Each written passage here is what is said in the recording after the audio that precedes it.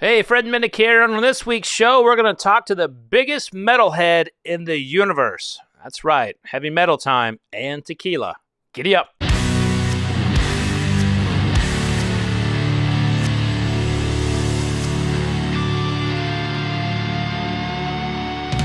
The Fred Minnick Show is brought to you by 291 Colorado Whiskey, by Michter's, and by Heaven Hill Brands. And joining the Fred Minnick Show, Jose. How you doing, man? Good to see you. What's up, Fred? Yeah, man. Thank you very much for inviting me on your show. It's an honor. It was super cool to meet you at the Louder Than Life Festival in Louisville, Kentucky, which is, I know, a festival that you and Danny Wimmer are badass partners on. And it was cool to sip on a bunch of bourbon out there and to see all the bourbon being represented, at this awesome metal festival. But it's nice to be on here with you, brother, man. It's super cool. I got a lot of respect for you, Fred. Man, Danny can put on a festival, can he? I mean, he's like the heartbeat of hard rock right now in terms of the festival world. It's amazing. I do. I love being a part of these DWP festivals. I've been working with Danny and the team for, I guess it's been since the end of the 2000s. I mean, I've been hosting stuff for him. I think first festival was 2011 that I hosted for Danny, Rock on the Range. So yeah, man, it's super cool to be just close friends with him. And the way, like you said, the way he brings these festivals to the fans and the bands, I love being a part of it. I'm honored every time I get up on stage or to do some sort of cool Sirius XM broadcasts from these festivals, man. It's one of my favorite things to do all year, man. Work hard so that we can rock hard at those festivals. Absolutely. And of course, you are, for a lack of better term, the face or the ambassador of hard rock, heavy metal. And you can't rub elbows in the heavy metal space without coming across you at some point. How did you build up to that? What was your kind of like? How did you get into the?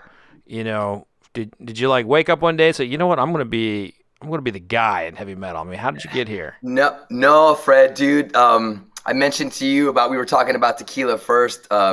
Before we started this, and just how, I'm a fan of that. I've been a fan of metal since I was in kindergarten, and I got into Shout at the Devil, Motley Crue as my first tape that I got when I was in kindergarten. My older cousins got me into heavy metal and hard rock. So I've been a metalhead, Fred, since kindergarten.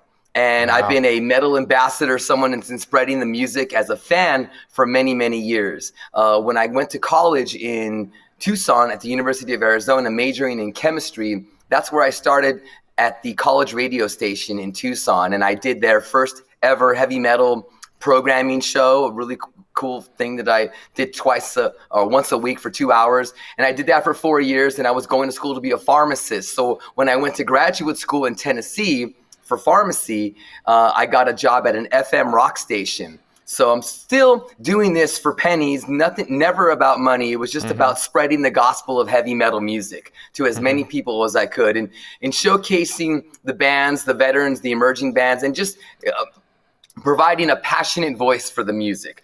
And then I won a national award in 1999 for best metal DJ in the country in an album, in a trade magazine for the industry. And that's when I started getting job offers. And that's when I decided to leave pharmacy school after a year. 3 more years left to be a doctor of pharmacy, but I left to work at a record label in New York City called TVT in January of 2000. That summer, I got contacted by Sirius Satellite Radio, and I ended up getting a job about 6 months after I started at TVT, helping to build the rock department at Sirius Satellite Radio.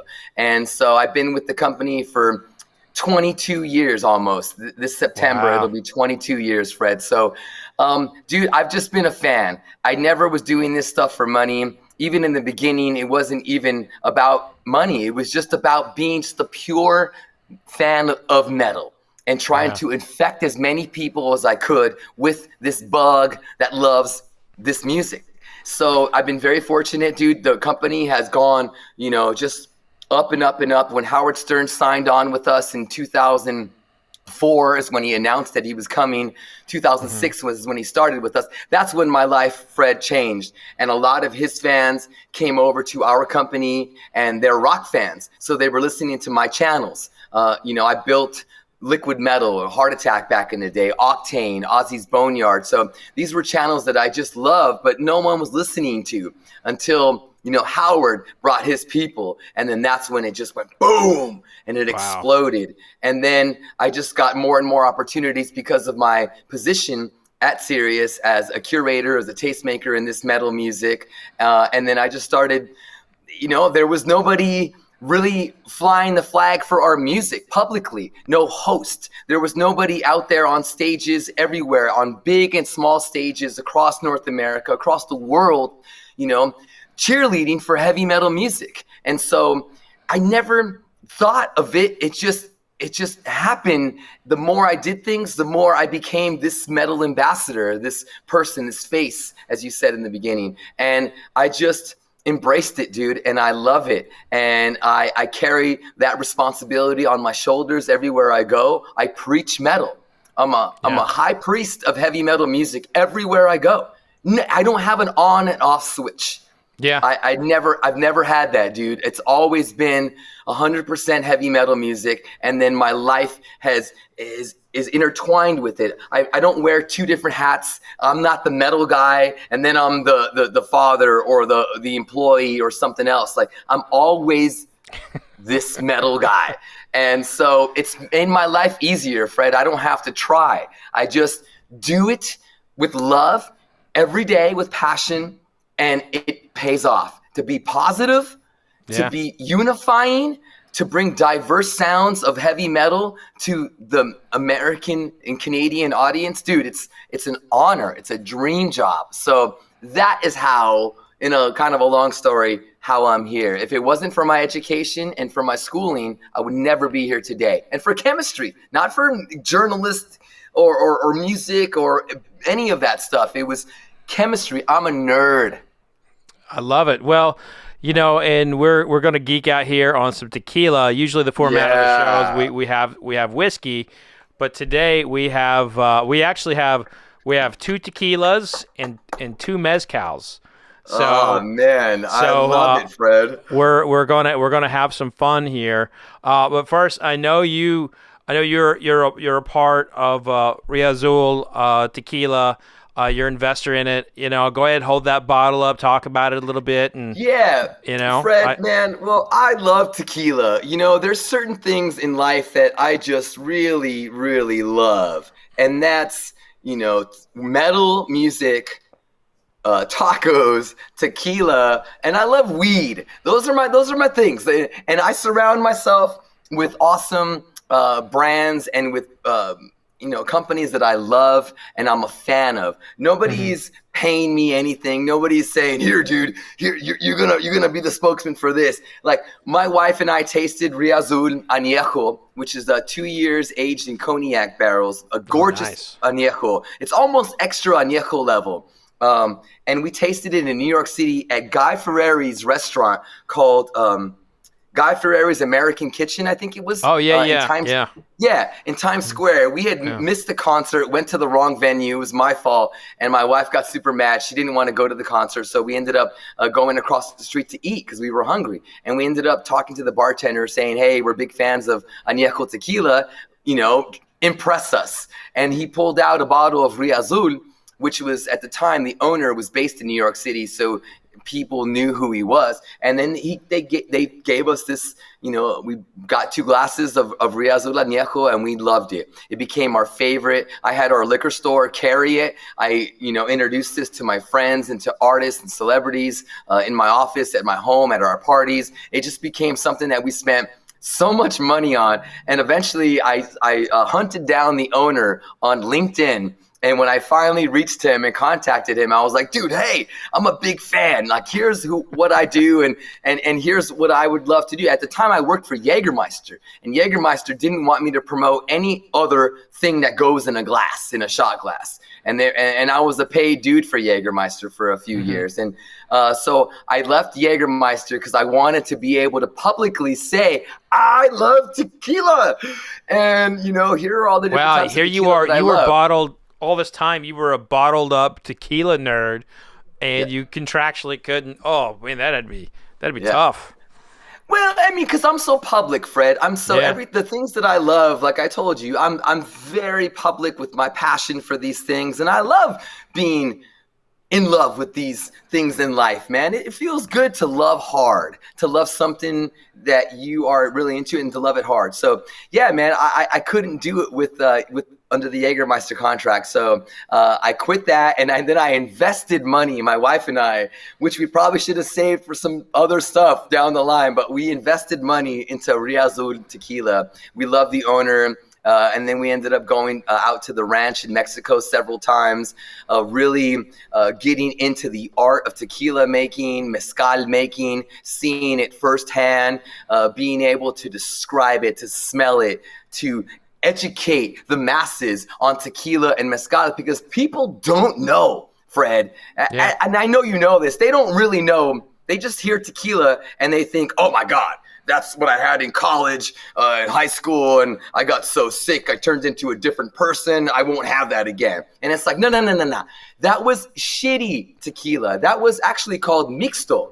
That's the stuff, the Jose Cuervo, the white label, the gold label, everything that you and I had growing up as tequila, that wasn't tequila. That was only 49% from the agave plant and 51% sugars and shit. And that's why people get sick when people are pouring down shots down their throat. They're like, oh, yeah. And the next day they feel awful because that wasn't real tequila.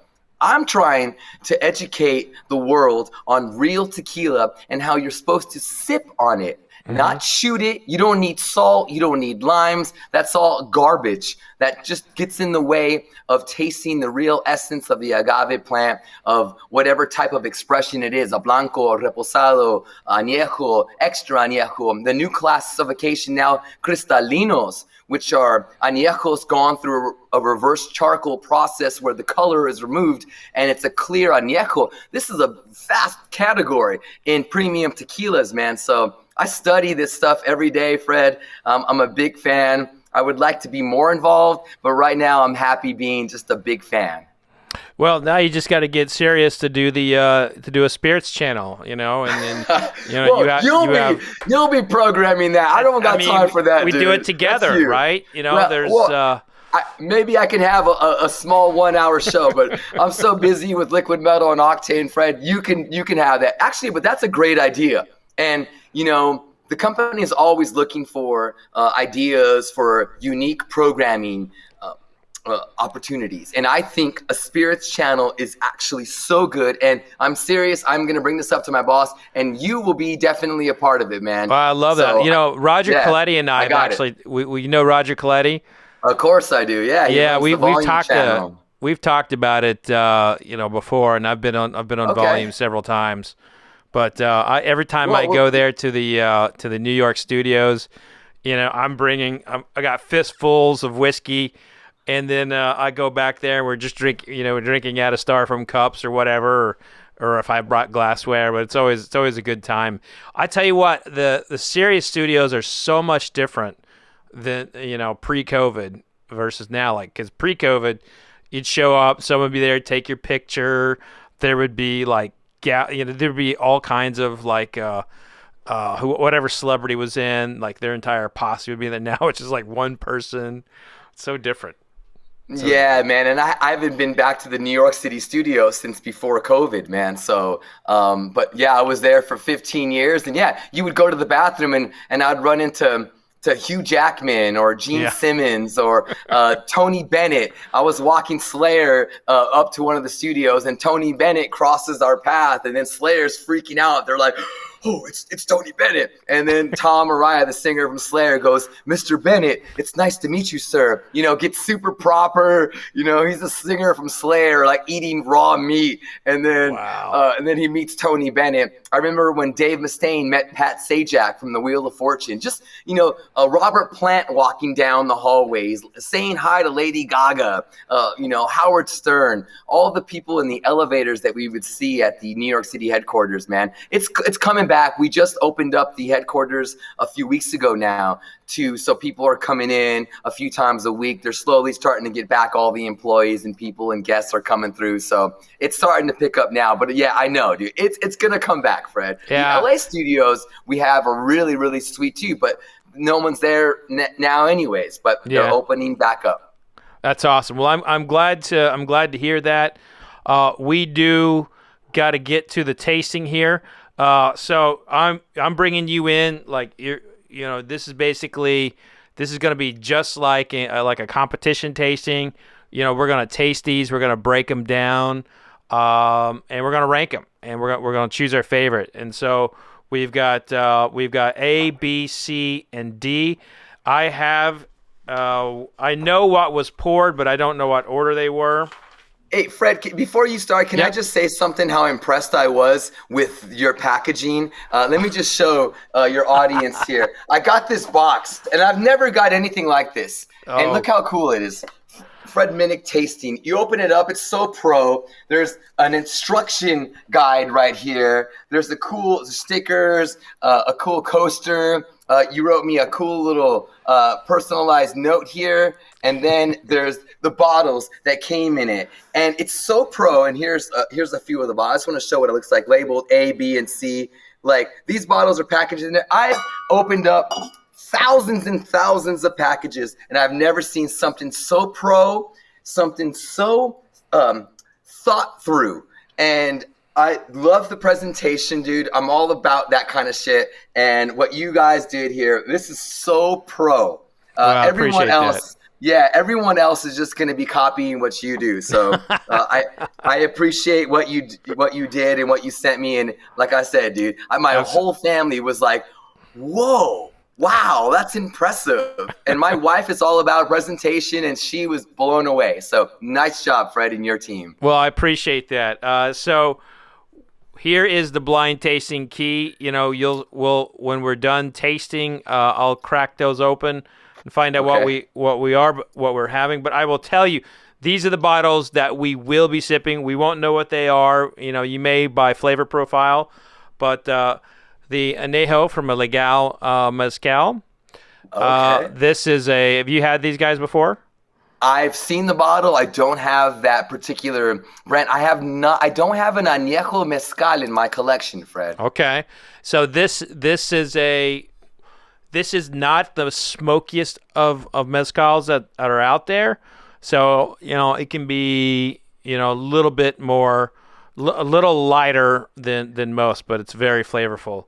Well, that's an añejo. Most of the mezcales aren't aged, and so that's why that would provide a different taste profile. Okay, what's next? Dos Primos. This is one that I as a media person in this space, I get sent a ton of bottles. I tasted this with my wife. We both love this one a ton. It's I think this release came out late last year. But very. What is it? So you see there, little.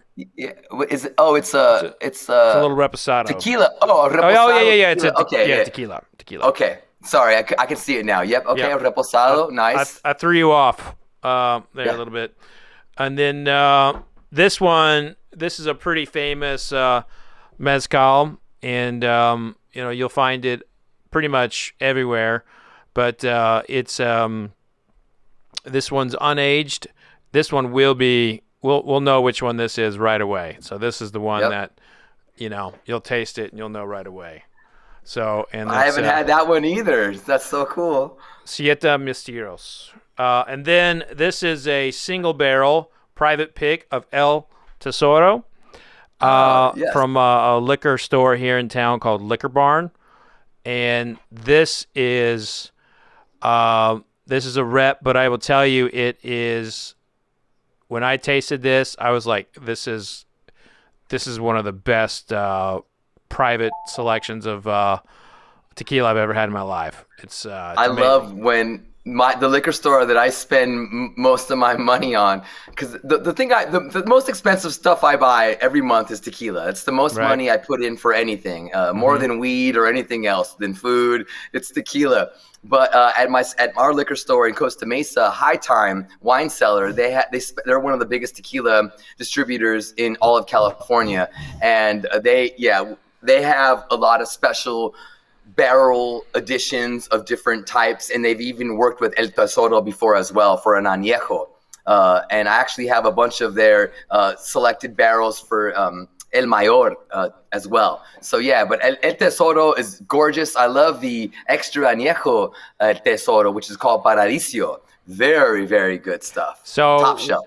That these are 4 fantastic ones, but like if we were to do, like a Victor here, we would just say we're tasting some agave spirits. So let's jump into this. Okay. And let's start with glass A. Yep, I think. So we open it and pour it. Yeah. Or you can drink straight from the bottle too. That'd be fine. I mean, you guys tighten these pretty good. Well, those postal carriers, they'll just crack it open. Those UPS guys, they'll just crack them open and start. Okay, so I got 4 glasses, so I'm gonna pour in these glasses that I normally drink our stuff in. So, and I love having these type of glasses that wide at the bottom, closed on top, so you can seal in those aromas, right, Fred? That's right. Yeah, I'm a big I'm go ahead and pour all 4 of them if you want to. Okay, yeah. That way they kind of open up a little bit. And I'm gonna throw in one little other thing that I'd like you to do, and I did this with one other guest, and that was Be Real. And since you are Be Real. Since you're such a fan of cannabis, I'd like you to. And it's today as we're doing this interview, and of course this will come out at another date, but we're doing this interview on 420. So I would like Fred. For you. I would like for you to pair a weed with the tequila. So if you find or the spirit here. So do you pair it all? Do you pair spirits with weed, or do you do those separately? Oh my God! What a cool question, man! I love this interview. So is it? What do you mean? Like as I'm sipping and smoking at the same time? Or yeah, that's right. Are you talking strain specific or? So like, what would you? So you sip this when you sip the tequila. Think about like what you would like to smoke with it, and you can be as detailed as you like, because I'm finding, and I did this with, I was hanging out with Killer Mike, and he was tasting. From Run the Jewels. Yeah, he's awesome. Yeah, it's awesome. I love. Hey, by the way, you want to talk about a metalhead? That dude loves metal. Oh, I know he does, man. I need to get him on my show. I can't wait to smoke with him. You would love, you all would get along real well. Oh, for sure. So he was tasting a, I was having him describe the notes of what he was smoking, and I paired a whiskey to it, and he was just like, "Oh my God." He's like, "Wow, I've never I think there is a magical pairing with cannabis and spirits. I really do. I agree, but I am not that detailed when it comes to it, man. Like I have different strains that I use. I usually love hybrids and indicas, but I've never matched profiles of the plant, the flower, with. Okay. I've never done that, but see, this is why you're an expert, and I'm still a fan, and I'm learning. I'm a student, but that's such a cool thing, and I can see Mike and Be Real really knowing that kind of stuff. But I just love weed, and I typically don't do it at the same time because I usually do it outside. So I kind of do it throughout the day, but and I don't smoke inside here. So I don't normally, and if I'm at a party where we can smoke inside and I can actually do it at the same time, then that's cool. But that doesn't normally happen. Okay. In most life situations, I kind of do one and then I come inside and then I pick up my glass and I sip. So I mostly do it like that, but I can see some of the pairings match so well, and I'm actually looking forward to doing that. Some homework for a later date. Yeah, I like it. So let's get into Glass A then. All right, I got my pen and notes. Pretty deep on the nose. Pretty smoky. Oh yeah. I know which one this is already. Yeah, that's pretty. Stands out pretty solid.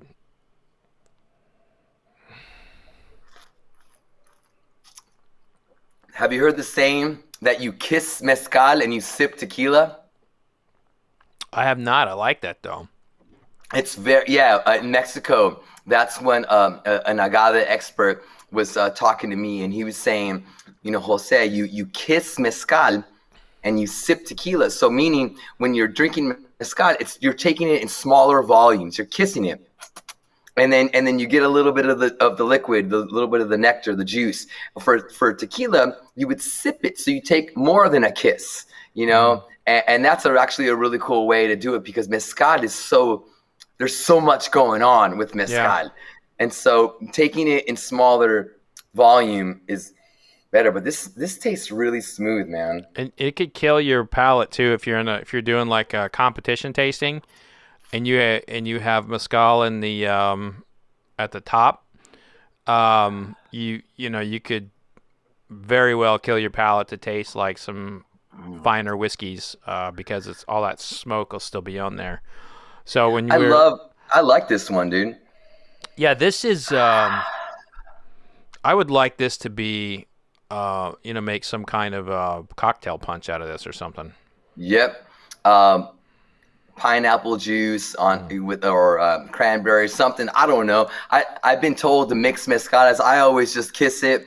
I haven't, but I do enjoy mezcal drinks now at the Mexican restaurants that we go to. I like over the last 2 years, I've been ordering more mezcal cocktails because here at the house I don't have that. I'm just always sipping the stuff straight. But I like to explore and have different flavor profiles and find out, oh, that tasted good with mezcal, and oh, that tastes really good. So my wife's not a big fan of mezcal, and so that's why we're always going through añejos.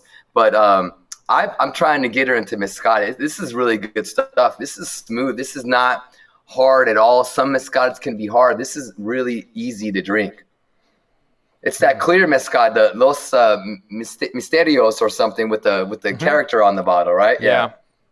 Siete Misterios. Is that 7 mysteries? So what's really cool? There it is. Yeah, Fred is. I'm sure. Maybe your audience knows, but the difference between mezcal and tequila. I don't think people really know the real difference. Yeah. There is a. I think tequila has done a very good job of telling its story in the past couple of years, and Mexico's done a brilliant job of protecting agave. I have not seen a country band so well together over a spirit. Like, for those don't know, like, there was a fear of a shortage of agave, and basically all the tequila producers, the government, everyone, all the farmers, just all in, like, how can we protect this? And they basically started making sure that agave was planted in the right places, and it was amazing. There was still a shortage for a lot of companies of agaves, man. A lot of the prices for añejos have gone up in the last 2 years, especially in the last year. I mean, even our Riazul Anejo went up like a lot of money. It used to be 55, $60. Now they're $80 a barrel. I mean, a bottle. So there has been a shortage, but agave takes 8 years to grow, to mature. So it's like, you can't just, it's not like weed, where it takes a few months to get a fully mature plant nowadays with hydroponics and everything. It grows outside, and it takes 8 years for a plant to mature. And then it goes through the process of either becoming tequila or tequila if it's a Blue Weber agave plant. And then the other types of agave are mezcal. And that's a good point right there, Fred, is, tequila only comes from one type of agave, and there's 400 types, but there's one type that is made for tequila. It's the Blue Weber agave. That's all you can use for tequila. Mezcal, you can use 399 other ones. And that's the difference in fluctuation of price once you get into really expensive mezcal. That's because it takes 20 years for that agave plant to mature. So, I mean, it takes 20 years to get a bottle. Of course it's going to be expensive. So that's the beauty of agave and the science behind all that stuff. And it's a beautiful plant, man. I love the agave. In Mexico, there's only 5 states that can legally grow or say that they make tequila. It used to be only 1 state, and Mexico opened it up to 4 more states in Mexico where you can legally say this is tequila. Or else, if it comes from another state, it's got to be called something else. So it can't be called tequila legally. Yeah, and like I was saying, like Mexico they've done a good job with both protecting tequila. Like there's been a few American producers make agave spirits, and they've try to get clever with the use of calling it tequila or something, but they've been on it pretty quickly. And I think they've done a good job of planting future agave and making sure it's getting grown where it needs to be grown. So that shortage is there. Board. Yeah. There's a whole tequila board in Mexico. I forgot what it's called, but it's an official country organization that monitors and controls tequila production and fights for it to remain a Mexican tradition and spirit. So there's a lot involved with that. A lot of politics too, man. There's a lot of, and Mexico too. I mean, it's corrupt too in a lot of ways. So there's all that as well. But they are doing a great job. It seems like tequila is not. That might be the one place that it's not as corrupt as other areas. Like visibly to most people, yes, but I've also been to Mexico a bunch, and I've heard different stories from owners of companies and stuff. So yes, and there's stuff that we don't know. Well, yeah, one of my favorite stories is Forteleza. Like they can't, like they lost their family name and use, and so they came out with Forteleza, and that's my favorite tequila. I love Forteleza, dude.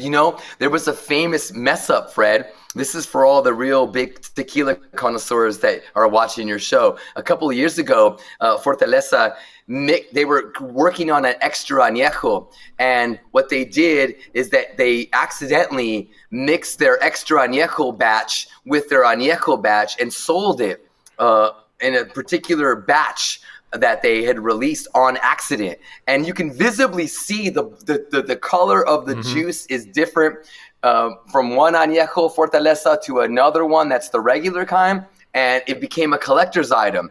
And the liquor stores that knew that they had this special bottles, they put them back behind in the back, and only collectors that came up and asked for it, they would sell it. But yeah, dude, it was a big mix-up, and Fortaleza released an extra añejo mixed with their añejo on accident. I still have that bottle. I will not freaking finish it. No way. I was supposed to. We should go down there together. I was in touch with the owners, and I was supposed to go down to Mexico with them. I was tasting their tequila on the Today Show, and I was like, I need to get down there. I love your tequila. Yeah. I'm always talking about it. They're great. That's a great company. They do a lot of those type of tours and inviting guests and stuff. Like the the spirits manager of the place where I get most of my tequila in Costa Mesa, he works with Forteleza guys as well, and they do a lot of things where they send those people out there to spend some time so that they can come back and educate their customers. So they're a really good company to do that kind of stuff with, and I will definitely take you up on that offer, dude. I love Fortaleza. Come on, let's do it. So I can help you. Do you speak Spanish, Fred? I speak. I was getting some work in. I did a lot of work in Spain when I was in wine, and I was learning Castilian Spanish.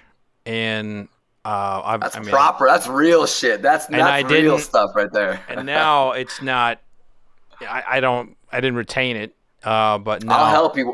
When we go to Mexico, I got your back, dude. I love it in Spanish. Yeah. Well, I know that when the food in Mexico is it's between Italy and Mexico for my favorite food country. Like there could just be like a random stand that's being held up by like cinder blocks, and I would rather eat that food than any fine dining restaurant in New York. And amen, brother. I love food in Mexico. It's amazing. Yeah. So I've already jumped to Glass B, and this is I haven't. This is you taste this one, and let's break this one down together because I am fascinated with this flavor profile. Glass B is a whatever is in this glass. It's a story. This is a story in a glass. Okay, let me do this. Oh man, yeah, this definitely smells different. This has got to be that. Let me see. This is probably that Anejo Mezcal that you were showing me. That's what I think it is. Or yeah.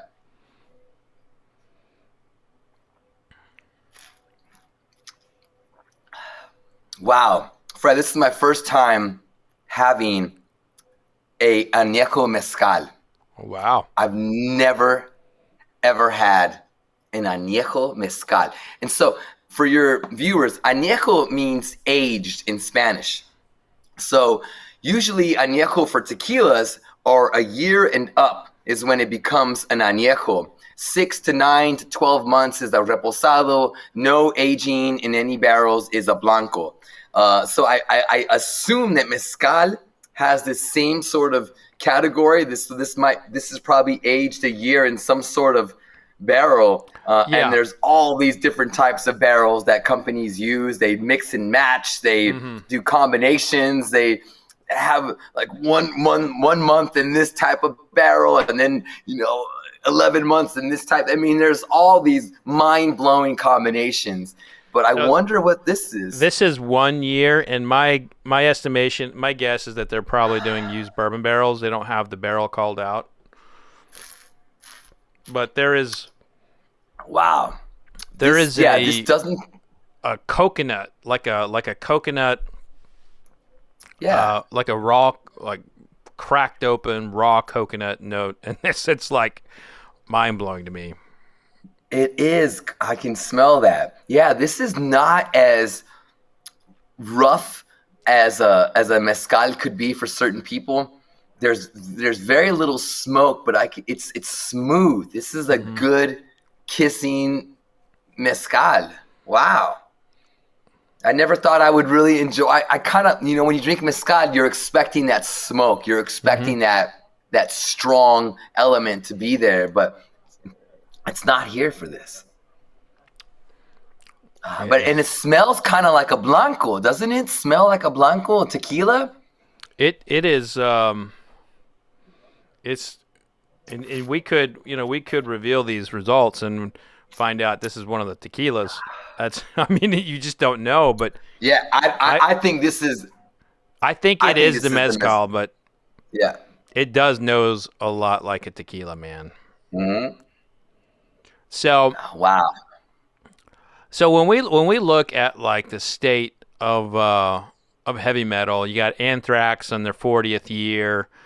Amen. Love them so much. One of my favorite bands. My very first metal band that I saw was Anthrax open up for Iron Maiden, and I was a junior in high school. I love it. I listened to Anthrax all the time. Like it is by far one of my favorite bands. I've become friends with Scott Ian. He's a big whiskey nerd. Yes, he is. Well, Anthrax just put out that collaboration with Hillcrest. Hillrock. Yeah, that's right. Hillrock, yeah. And they did a few different expressions of that. Got it right here. And so there you go. Yeah. And Motorhead worked with the same company as well on some bourbon. I have that here at the house.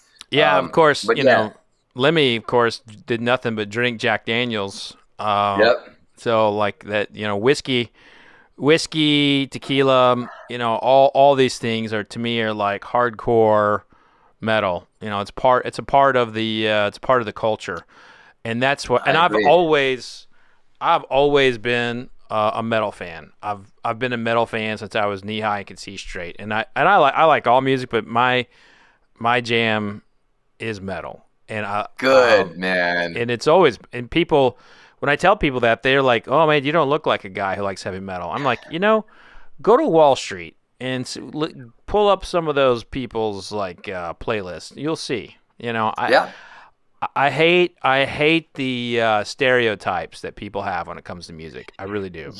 It happens, dude. I've met so many people that come up to me and are like, "You wouldn't know, but I'm a metalhead," and it's like. And metal comes in all shapes and sizes, and there is no way to really tell. But I do know that metal is universally loved by professionals, by all walks of life. And metal is also a nerd type of music. And you're a nerd, Fred, when it comes to your spirits. You're an expert. You've made a career out of that stuff. I'm a nerd when it comes to metal music. And I'm blessed to have this as a career. But metal is, I have a good friend of mine who's a cardiovascular surgeon. And that's all he does is listen to heavy freaking metal when he's operating and doing all these important life-saving operations and surgeries and stuff. So, metal comes in all shapes and sizes. I'm never surprised by anyone who loves metal because I've seen it all. It is. So, have you seen Metal Lords yet? Have you seen this movie yet? Yes, I just did, Fred. I just did this past weekend. I loved it so much. Oh, your friend Scott Ian is in it. Yeah, he's in it. Well, I watched it, and I was like, why isn't Jose in this? I know. We got to do. Yeah, that's a crime right there. I'm a little upset, but maybe part 2 or something. But I don't know Tom Morello. I met him. He knows who I am. He knows I'm the metal guy at Sirius, but we haven't really bonded.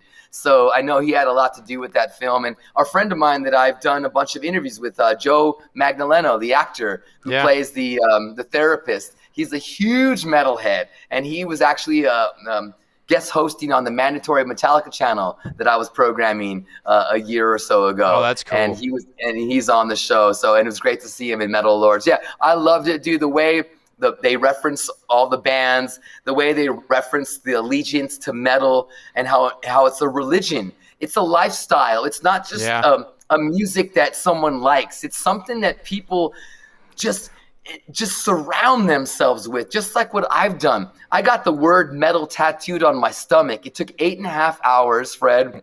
It's massive. But I wanted to, if I didn't put it on my face, I needed it to be somewhere else very big on my body. And that's how much I love this music and worship it. And it's cool to see a movie reflect that passion for the music. And it's a great movie for anyone to see that's young, that's getting into this music, maybe starting to play some instruments. I think it's a great movie. I'm so happy that it was really cool because I was afraid that it might be kind of cheesy, maybe making fun of our genre, the bands, the fans, but it didn't. It was respectful, and it was very, very, very cool. It made me emotional, Fred, watching it. Like all the metal references. My wife was telling me to shut up and sit down when I was standing up and being like, "Oh my God, look at Rob Halford, Kirk Hammett, Scott Ian, what?" And she's like, "Sit down," and I get so excited. So yeah, great movie. I'm glad that you brought that up. And they totally like, I don't want to do a spoiler here, but when they did the catastrophe and the Battle of the Bands and like all the leading up to that, it's like that's exactly how it would go down too. metal. Like, I remember this was when my show first started. My biggest guest within the first 3 months was Clown from Slipknot. Yes. And when I was going to book other people for my show, I would lead with that. And I had someone say, like, yeah, you probably shouldn't do that. I'm like, why? Well, because they wear masks and you're not gonna get an actor. I'm like, fuck that. Clown, those first of all, the Slipknot audience will listen to my show 20 times more than whatever other celebrities' audience will. And I hate like how like the mainstream, like the pop culture, the, not to say he will, but the Justin Bieber kind of like society just disrespects or doesn't give like hard rock metal like the kind of like respect or credence that it really deserves in the mainstream. And I thought that movie did an excellent job showing both sides of that. I agree. And, part of my life goal is to bring metal to the masses, to put a positive, loving, twist on it, and to make it cool and to get people excited about it. So I'm trying, just like the Metal Lords movie is, I'm trying every day to get new recruits, young and old. I don't care. You've been an army of one for 22 years, my friend. Yeah. Now, I'm trying, dude. I'm not stopping, Fred. I'm not. Now this is my life, dude. It's too late, dude. I got metal tattooed all across my stomach, dude. It's too late for me. I'm past that. My parents thought it was going to be a phase, too. They were like, oh, he'll grow out of this. And no, I never did. I love that. Mom and Dad. Yeah. Well, let's go to Glass C now. Okay. I got it. Okay, my goodness. This is C, if you can see it there. I love this. I love the presentation again, dude. So cool, dude. So impressed. All right, here we go. I always like to coat my glass. Do you coat your glass, Fred? It depends on the spirit, but what I will do is I will swirl it. I'm a big swirler, so I'll just be like here doing that. Yeah. And like having a conversation. And I like to get that oil slick, on that glass, so that way you can see how thick it is, especially with some of the extra añejos and the añejos. I love seeing that oil line and then putting my nose into the glass. That's it. Yeah, that's exactly right. And the oils. And then in the oils, like you can tell, the oils will always like trace similarly. So you can kind of like get an idea of what the brand is just by like how the legs kind of trickle. Okay. This is definitely a tequila. This is probably that repo that you showed me first, I think. Oh man. But or one of the repos. This might be the hold on. This is really peppery. I really like this. This might be that first one that you showed me. The first Reposado. The Primos? I think. I don't know if it's the El Tesoro special single barrel. But I think it's one of those two. But this is good. This is smooth. See, we don't normally drink a lot of Reposados in the house because my wife she just loves Anejo or extra Añejos. But we're always sipping on Anejo. So happy wife, happy life. Fred, it's tough because I want to do more things, but she's just like, I like this. I'm like, okay, honey. So, but I like that she sips on this stuff too because she doesn't smoke weed really, and I'm such a freaking weed guy. So at least she, we share in our. You got her, you got her in tequila. you got her in the groove. My wife is my wife's a big tequila fan. She's a big whiskey fan, and fortunately.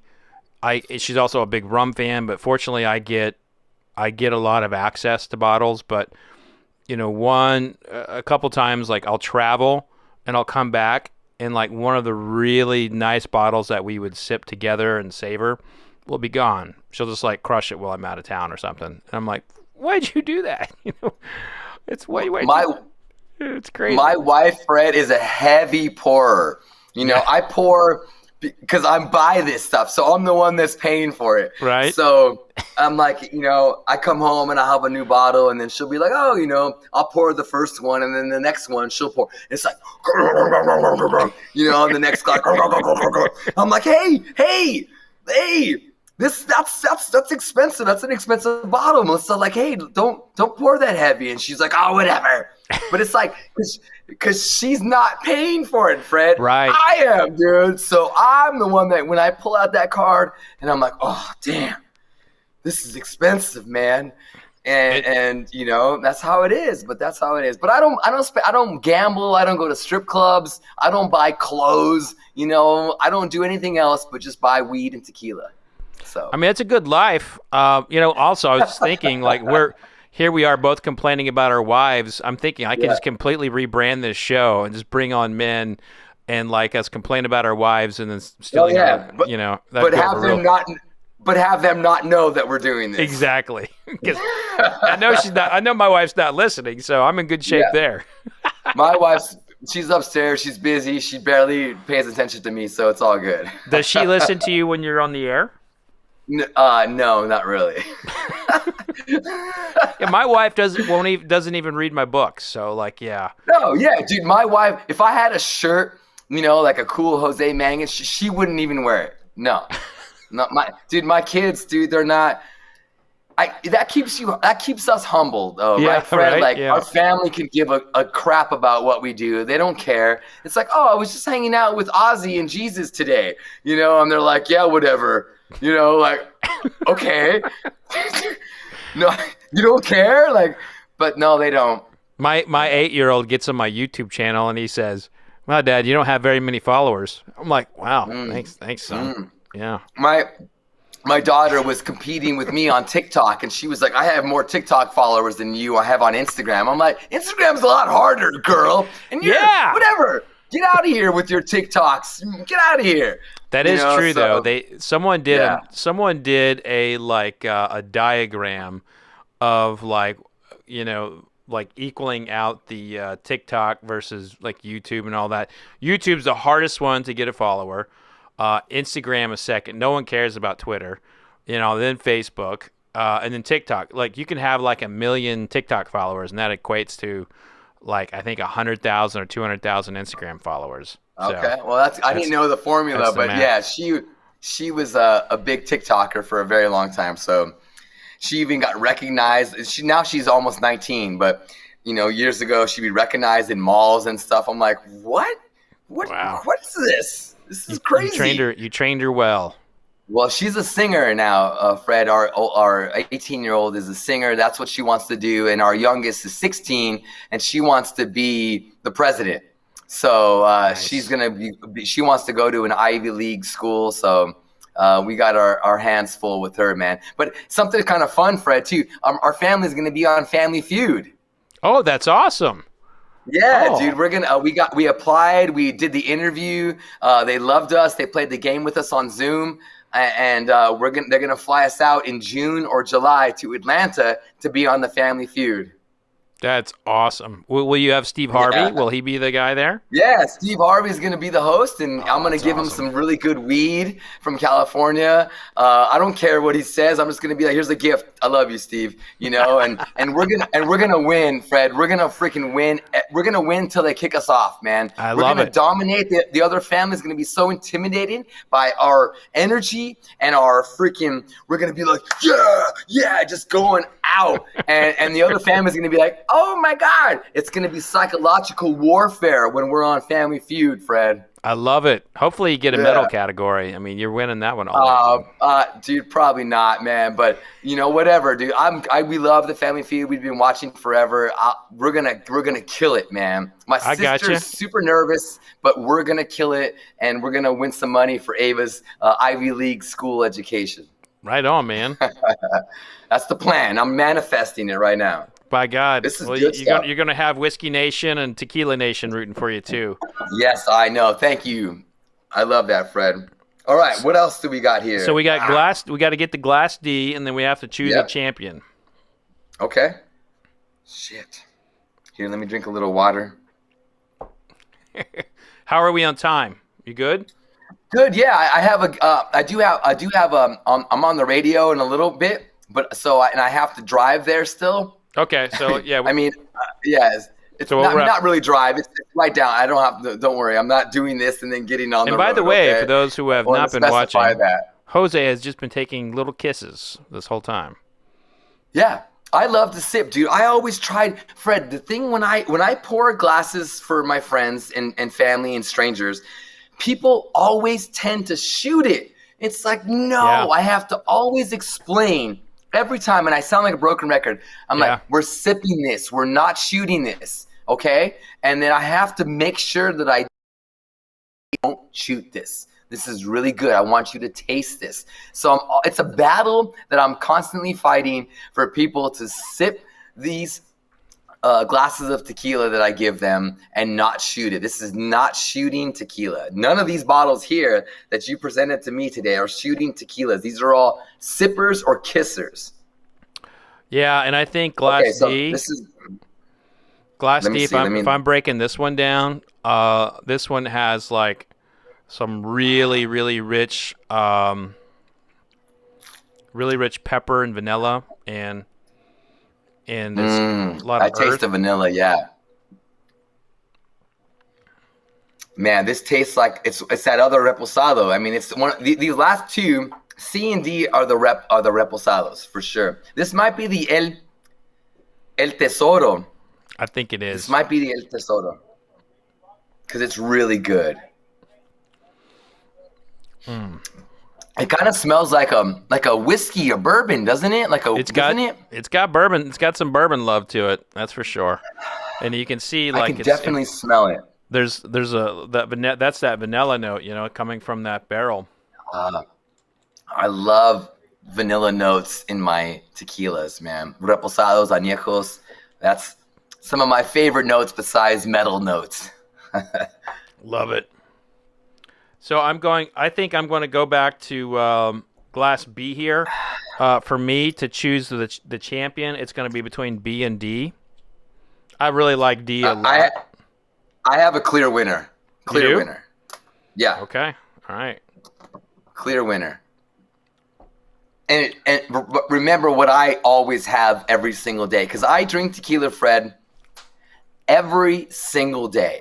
There might be a day that I go, but even if it's just a little glass, just a little bit, I'll have at least one a day. That's the truth. That's why you're so fit. Well, tequila is also an antioxidant. If you sip on tequila, you won't have a hangover the next morning. It's a pure spirit. It's so good. It's so clean. And it's kind of like an upper as well. It's not a downer and stuff. So I like that. I'm always, up and doing shit and doing metal shows or whatever. So tequila is my spirit. And plus the fact that I just love my heritage and I love my culture and I'm from the border of Mexico. So I was raised 9 blocks from the fence. So as I grew older and I got into tequila, it became sort of a thing to embrace my heritage and my culture more. And my grandfather is from Jalisco, the state where tequila was created, and only it came from Jalisco forever up until recently. So I felt like I had it in my roots and in my genes. So this was another just a cool thing to embrace the culture. And I love being Mexican American, man, and tequila is a part of that. Cheers to that, my friend. Yeah, yeah, dude. Cheers to that. What is your favorite of this here? Okay, my favorite out of the 4 Fred Minnick tasting bottles that I got, I'm going to say my favorite is easily D. Ah, me too. D, this was my absolute favorite. It tasted like a great añejo tequila.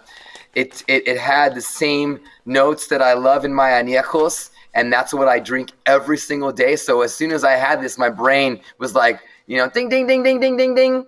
D was an easy, clear winner. So D, are you ready? You want to know what D was? Yeah. You ready for this? Mm-hmm. Ilegal, Mezcal, Anejo. Oh Oh my God! That was D. I remember I said like it tastes like more like a tequila than it did mezcal to me. Remember that I said that at the top? Oh my God, Fred, that's crazy. So that means My wife just came in B, which we thought B was the mezcal, and that was actually Dos Primos, Reposado. So, oh my God, dude, I'm so off, Fred. well, I was off too, man. Don't feel bad. And then C was El Tesoro. Oh my! Well, okay, we said it was gonna be one of the Reposados, so I said it was either one of those. Man, I was off with B and D so hard. But we were both right on A with the mezcal. Yep. Yeah, being the Joven Mezcal. So. Wow! And my wife just walked into the garage here. We were talking about you a bunch. I wish I had your job. She said, I wish I had your job. I have your job. I got a good gig. Yeah, Fred and I, you can't get mad at us, babe. So yeah. she's mad over here, Fred. Well, you have to share. You have to share with her a little bit. But how shocked are you? These bottles with you. Okay.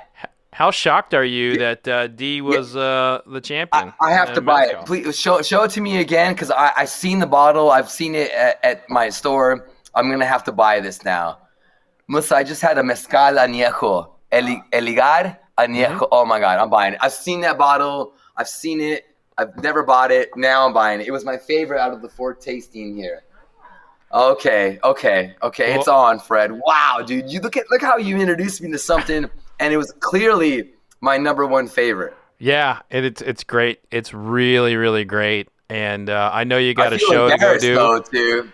I feel a little embarrassed that I was completely off with B and D. Well, and see, that's the thing that a lot of these mezcal companies are doing, is that they're getting away from big smoke, so they're sliding into a little bit into all that tequila territory, with the exception of like Pechuga, which has the chicken and the part of the fermentation.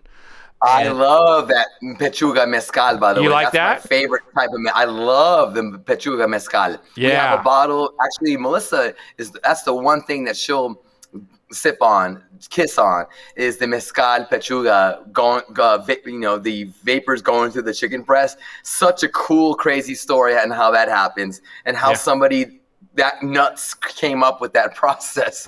But it tastes really good, really creamy.